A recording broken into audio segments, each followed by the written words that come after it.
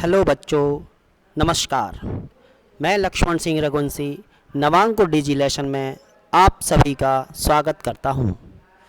बच्चों, आज हम कक्षा 4 विषय पर्यावरण पाठ 19 जड़ों का जाल के बारे में अध्ययन करेंगे।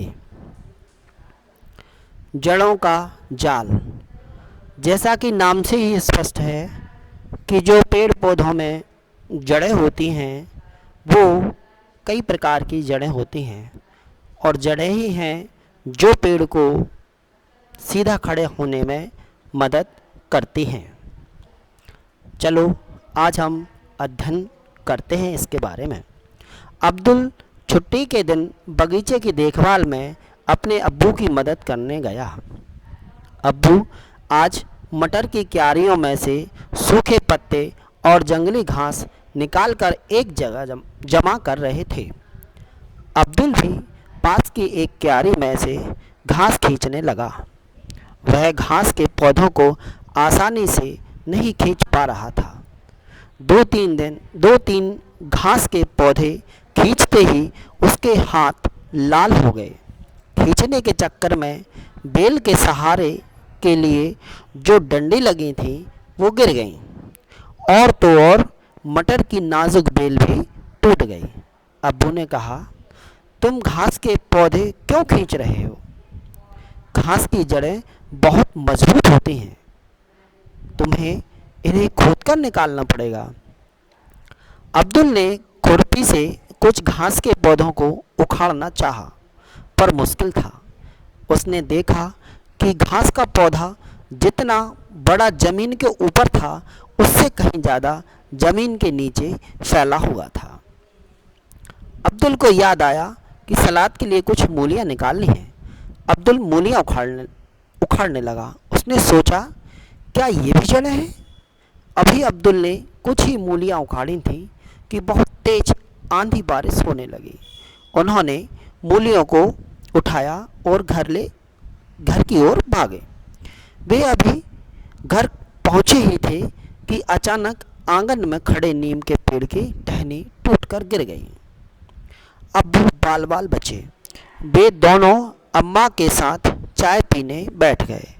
अब्बू बोले, पौधे सूखे जा रहे थे, अब बारिश हो गई है, सो हमें पौधों को पानी देने की ज़रूरत नहीं है।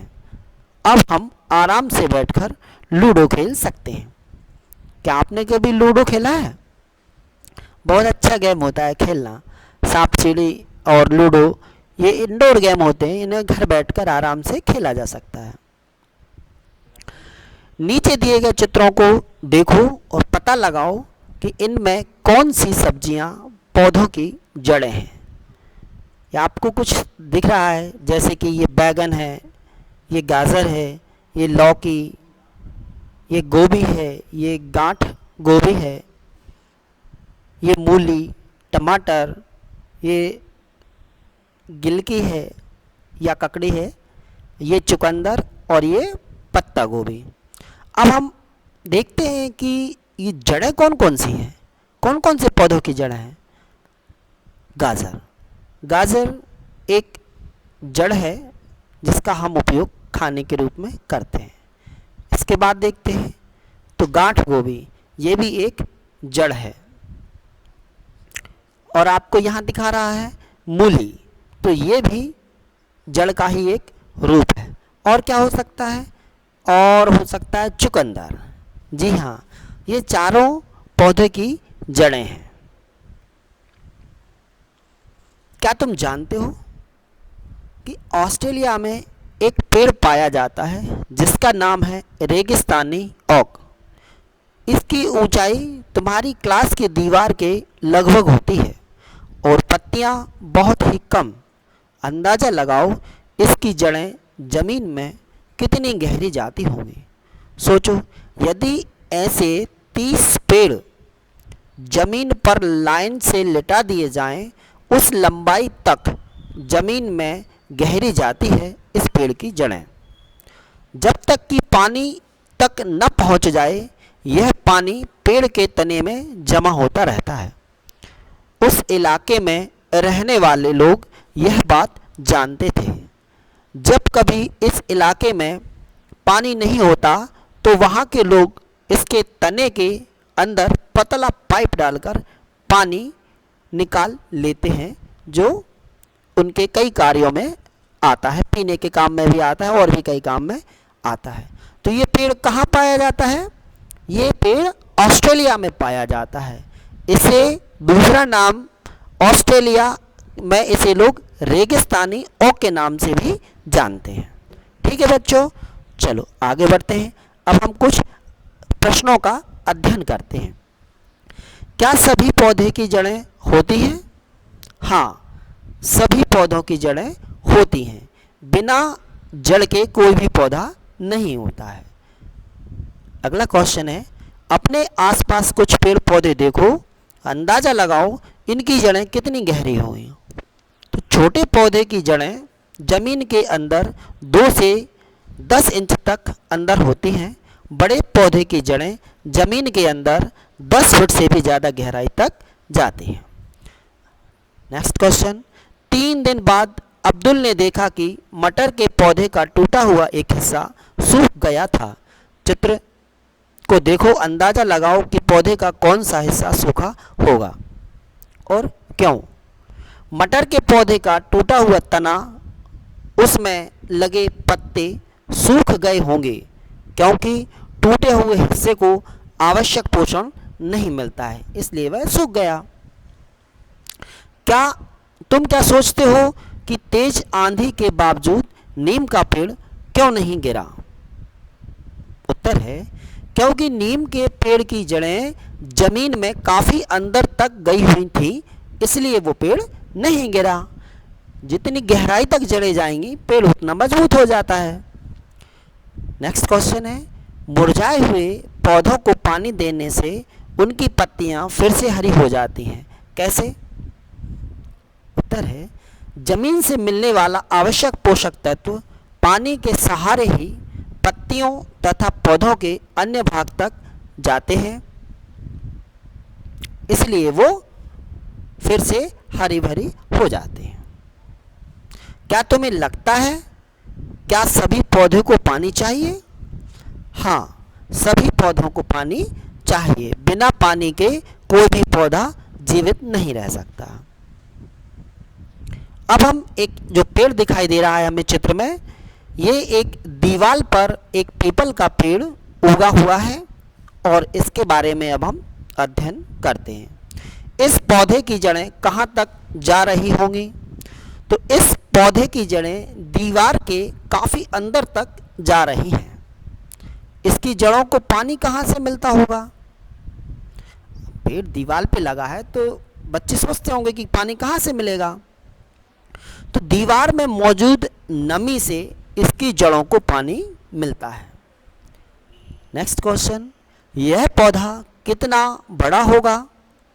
उत्तर है, यदि इस पौधे को दीवार से नहीं उखाड़ा जाएगा तो यह एक पेड़ भी बन सकता है, बड़ा पेड़ भी बन सकता है। समझ गए? पेड़ देखे होंगे आपने, उस लंबाई का बनता है। इसलिए अक्सर देखा होगा आपने कि दीवारों पर जब जो पेड़ उगते हैं तो उनको शुरू में ही उखाड़कर फेंक दिया जाता है। दीवार का क्या होगा?